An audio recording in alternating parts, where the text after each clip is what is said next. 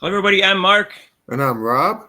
and welcome to Mark and Rob's Sports Showdown, the hottest and best, or at least that's what we try to be, in the universe. And we're the only ones that can say that because we're the only ones that encourage Martians because we don't care about skin color. So, green That's right. people, come on in. I even almost wore like a turquoise green shirt. All right. So, anyways, Rob, we're almost 1,000 subscribers, but we need No, you to help us to get there. no. We're like 975. We got 25 Pert subscribers. near. We're pert near. And hit the notification bell when you do, and join our live shows Monday Eastern Time 7 to 8. If you like this video, hit the like button and make intelligent, non-insulting comments. That's our short intro. Our long intro is having to do with officiating, and they interviewed this ref who just retired. He did like 3 straight Final Fours in a row, and if you don't know, that means he must be a really good ref because only the better refs get to do the playoffs and things like that in basketball. And so he responded to the stuff about Caitlin Clark and how they choose and train the officials. And so I find that interesting. And Rob did a little reffing, and so did his dad. And he claims that what's happening with Caitlin Clark is normal for a rookie, all the dirty knees and elbows and all that stuff.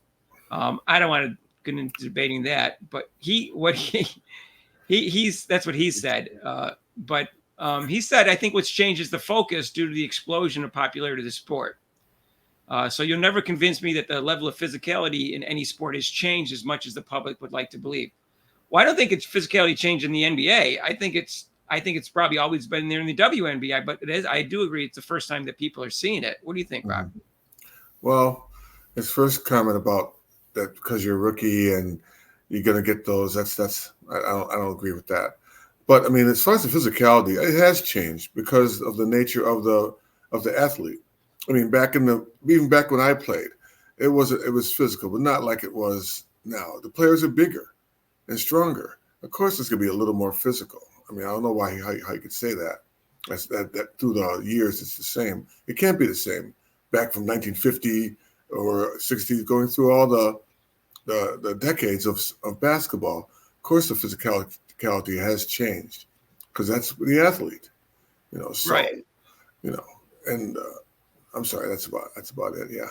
And cheap shots like from Carter, that's never part of the game. And show me all the rookies got blindsided when it was a dead ball situation. Show me some examples of that. So far, I haven't seen any. But he did say she's handling it with this extreme grace, and then he said, flagrant fouls are just part of basketball. It happens. Okay, no problem. But not when it's not a basketball play. And then he talked about that he sees these are opportunities for Clark's opponents to be held accountable. And he said there are 3 ways to do that. And he says the most obvious mechanism is during real time when they witness acts against her. They have the opportunity. Okay, so they're missing on that. That's number one. Guys, that's one miss. Yeah. That's number 2. They also have opportunity in game at the replay monitor. Okay, we'll stop right there. That's what we're upset about. When she got blindsided, they didn't use the monitor. Go ahead, Rob. Use it. They didn't use it. Okay, and then what's the third one? The third one is, and then the league has a third mechanism to right any wrongs as it relates to flagrant acts. That means after the fact. Of course, again, they didn't raise it up to flagrant 2, which they should have. They didn't suspend Thomas on Angel Reese when they should have for an extra game. And the foul against with Angel Reese against Clark with the elbow, even though that wasn't called as a foul, that should have been a flagrant 1, and they should have just graded that as a flagrant 1. So they don't do it after the act. The WNBA fails all 3 of those. The NBA has failed at all 3 of those. All 3. I mean, that's the problem. That's what's causing the uproar amongst fans. And that's why. And unfortunately, it's right there in front of them. So why do they have to wait until the fans or people, call in or send on social media to show that look what's happening? And you're like, oh yeah, we're getting all these things from social media. We better change it. You should have done it right then and there, not like 2 or 3 games after, or if you're the referee, Johnny on the spot, you're right there. Take care of it, right in front of you. And you know what, Rob? It's irrelevant whether there's more eyes on it. If it's wrong, it's wrong. Right. That's all I'm seeing in the video. So that's my feeling. So anyways, he does talk about how refs get trained and hired and stuff like that. Mhm. He says, in reality, the path to becoming a WNBA ref is just as stringent as landing in the NBA. Hmm. Now, that's not true. No, it's not Because true. the NBA refs are the best refs. So there has to be one step more stringent than the WNBA to get to the next level. And logically, it makes absolutely no sense whatsoever. No. Uh, So then, if the WNBA is so-called a physical league, I know my dad, like I said, he ref for 25 years, and I refed. There's a training that you have to go through. Yes, there's actual where you actually have to like do like a quiz, and actually they give you a test that you have to write down, do answers, and you get graded on that. And Right. then you get put on the court, and then they put you in situations like that, and they say, okay, how would you handle that? And then they have you go through the whole real game where actually everybody's playing, and then you make the calls. And they sit there with their little notebooks. I'm sorry, with the notebook and clipboards, evaluating you. There's a checklist where you're evaluated on. Did you do this? Did you because a lot of referees. I mean, did you make the call, blow the whistle, put your hand up, which you're supposed to do, or you just blow the whistle, and even something as simple as calling out the person's number, foul a number 2-2. Some people do it differently, whatever, different numbers. But I mean, that's also important too, because you have to know who the foul's on. So it's pretty stringent, and it's pretty rigorous. And like I said, usually the veterans, like my dad, when he stopped refereeing, he was go around and evaluate the referees, and that's what puts you on that level. And these WNBA levels, I don't know who's evaluating them, but they definitely are not on a great level. Well, Rob, his statement is it can't be as stringent. I'll explain it a little bit further. If they're in the WNBA and they want to make it in the NBA, well, they have to be evaluated now that they're in WNBA to get to the next level. Right. So it can't be the same level of stringency because it's one level higher than it was before. So it's stricter to get up there because they have to be the very best of the very best. Mm-hmm. So anyway, so this is what he says. He says the league scouting report looks at more than 3,500 officials a year, then narrows the pool down to the top 100 candidates, which attend a grassroots camp. Out of that camp, the NBA takes the top 48 to 50 officials to a mid-level camp where 30 are chosen to an elite camp. Mm-hmm. At that camp, only a handful of finalists are chosen to officiate the developmental league, G League. Once they're in the G League, about 1 in 5 officials will make it to the WNBA or the NBA. Mm-hmm. I mean, also, like I said, it is a camp. You have to be in shape. They don't just give the person a whistle and the stripe and say, okay, do this. They have to be in shape. They have to make sure they know what they're doing. That's exactly right. They go through a little process, not just and even blowing the whistles. I mean, even blowing a whistle. There's a lot of stuff that you have to really know how to do. And right. then also positioning. I mean, especially now, we used to be with 2 with my dad and I used to ref, but now with 3, it's all positioning now. How you stand on the court, and when you make because usually if you make the foul call, you guys switch. You don't stay at the one end, go back and forth to watch the baseline. You might switch and go out, and you'll be watching the 3-point line out that way. So it's a lot about that too. Okay, so Rob, that was from Monty McCutcheon, the last quote from the NBA's senior vice president of referee development and training. He said, the norm is that you are in our pipeline for several years, 2, 3, 4 years before you ever make the G League, he said. And then our referees have heard our messages of training for 5, 6, 8, 9 years before they see a WNBA player. To suggest they aren't trained is not accurate. We're not suggesting they're not trained. We're just suggesting they're not good. Yeah. I never suggested that. I'm just saying, if they're trained, what is wrong with their judgment? Well, a lot of that, Mark. Also, I would say almost like probably 90% of them have played organized or have played basketball, high school, college, whatever, right? Or pro, like Leon Wood, who referee. He was a great, he's a player, and then now he's a pretty good ref. But I mean, most of the referees have some knowledge of the game. They don't just come off the street. They've actually played the game, so they know what's going on. He said that once in the league, the average years of service for the WNBA officials is 8. With more than a third having more than 10 years of experience. Beginning salary is $1,500 a game, and for more experienced officials, they reach more than $2,500. He said, we're pros, but being a pro does not make you perfect. And most certainly, we are at every level make mistakes. And when we do, we hold our officials accountable. I'd like to know that, Rob. Did they hold them accountable when that ref who decided not to review the cheap shot on Caitlin Clark? Wait, let me interrupt you, Mark. Go ahead. The first thing, he didn't even call it. It was right in front of him. He did call a foul right away. He blew a whistle right away. But I mean, I'm sorry, go ahead. Yeah, and then. Yeah, he blew a whistle right away. But he didn't even think about, reviewing it, or he didn't. He didn't end up reviewing. I don't know if he thought about it. I don't know what was in his head, but he clearly did not review it. They never went to the monitor. He just said, off the ball foul, 1 free throw, which again, I never even knew 1 free throw existed other than the technical in basketball anymore. There used to be a 1-on-1 in basketball. They don't do that anymore. So it was off the ball foul, 1 free. Now it was great that they won by 1 point, but still, where's the training for that? That's an obvious situation where you would go to the monitor. Why did that not click with the official? And when he didn't do that and it got upgraded, did they downgrade him? Did they say, hey, something? That's what I want to know. I want to know what they do to refs. And that's part. And also, Mark, I left out the most important thing. Like I said, there is a rule book. There's basketball rules where referees have to know backward, and front. So when they, we were talking one time about the goaltending. There is a rule in the rule book what constitutes goaltending, and they should know that.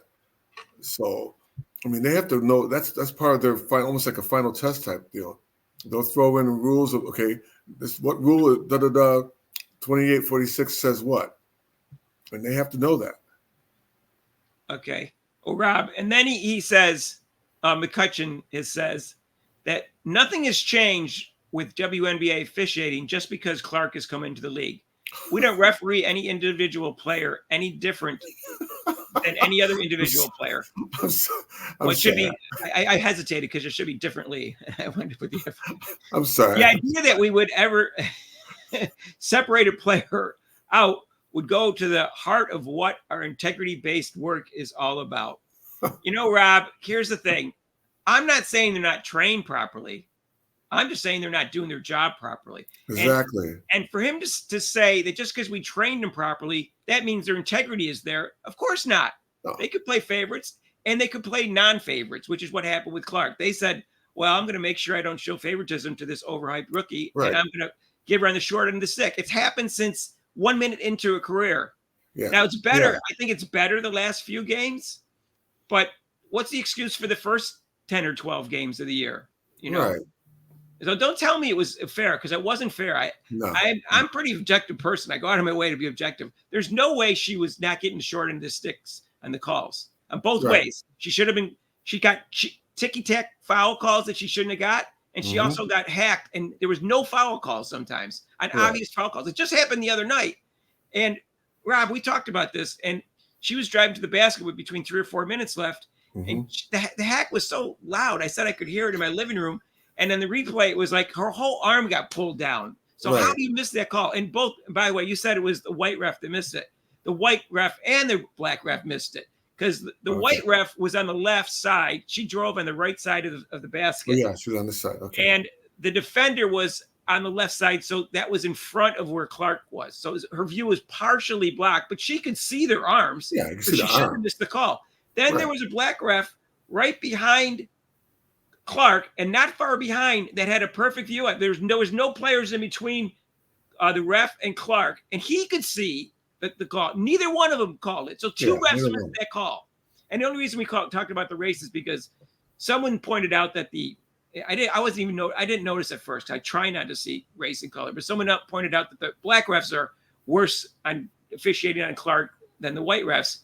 And when you see the calls that took place against the Sky the first time, it was a black ref who didn't go to the monitor, didn't give it make it a flagrant one, and then the two black refs both missed the call with Angel Reese put the elbow into her. And against Seattle, there was 2 calls. One when she got hit in the head, it wasn't even called a foul, and there was a lot of body contact. That should have been a foul, even if it wasn't a flagrant one. And then she got pushed to the ground by the on a charge, and that wasn't called, right in front of a black ref twice. So I didn't notice it at first, but then I started noticing, and I noticed it in those 2 games, It was the black refs. I don't know if there's anything going on there. They want to protect the black women in the league from this overhyped, overrated rookie. Well, I'm there just might be because there are more black refs also, Mark. I get that. I get yeah, that. But I know what you're saying. But I know what you're saying. Even though it's a black ref, you still got to make that call. I get that. Yeah. The first time she did not get the short of the stick was against the first time she played against the Mystics, and it was 3 white refs. That's all I'm saying. It was the first time I didn't think she had the short of the stick. Anything. I have no idea. Like I said, I'm not accusing them of being racist because I can't go look into the person's brain. But I am saying what I've noticed after someone pointed out, and then, who knows? Who knows whether they feel, they feel they're protecting the women in the league. I don't know. That's all I can say. That's the main point, Mark. You protect all the women in the league. Doesn't matter who it is. If it's Asia, Wilson, protect all the women because it's not just them that. I mean, I saw one game, the same thing. One of the opposite team drove in. She got hammered, and she's like, "What the heck? Where's the foul?" Yeah, I've said this several times. I gave up several examples with the black players getting in the short end of the stick and hard fouls and refs not handling properly. We've handled that in several videos before. And so I don't even think of just protecting Clayton Clark. It's prison ball. And we did a whole video just on prison ball. Mm-hmm. So anyways, that's my view on the officiating. I think they're delusional if they think that everything was copacetic for the first 10 games with Clark, because it wasn't. And, my perception is I don't think it's skewed, but, who knows? Clark haters will say we're just crying about it, but I don't think that's. Well, they say that she's crying, she's flopping, she's crying about the calls and this and that. Right. But I mean, like I said, if you're like neutral or whatever, you kind of like you have some objectivity to your criticism of Clark, I have no problem listening to you. Yeah. But if you're a complete hater, I can tell by the comment, like someone said she flopped when she got blindsided by Carter. I don't listen to you after that. Yeah, that's insanity that she flopped. Watch the play. Yeah. She was in shock. Yeah. I mean, really. So that's my view on officiating. I don't want to dwell on it, but I just thought it was interesting to hear that they're still trying to pretend that nothing was called wrong and that nothing's different, because it clearly is. It's better now. Let's give them credit. And, they called a flagrant one on Angel Reese in the last game. I think that was the right call. Someone said that they thought it was intentional in the comment, and I think her eyes were clearly on the ball, and I disagree with that. I really do. I watched it in slow motion, but maybe she should have held up or something. But she doesn't jump well. Maybe that's part of the problem. No, she was going for the ball. I saw that and wasn't really right. Yeah. So anyways, flagrant one was fair. Yeah. Yeah. Anyways, that's it. That's our show for today. Let us know what you think about the officiating and what the two officials just said, and in the comments down below. Non-insulting, intelligent comments, and we're looking for subscribers, so hit that notification bell. We're almost up to 1,000. We're there, almost there. Like this video, we're almost there. Probably by the end of the day, if you're watching this video, we might be up to 1,000. You'll be able to see it on the video if we are. And guess what? We got a live show Mondays, Eastern Time, 7 to 8. You can call in, or you can make comments. Got to be a subscriber to do that. And thanks for listening. That's it. Peace out.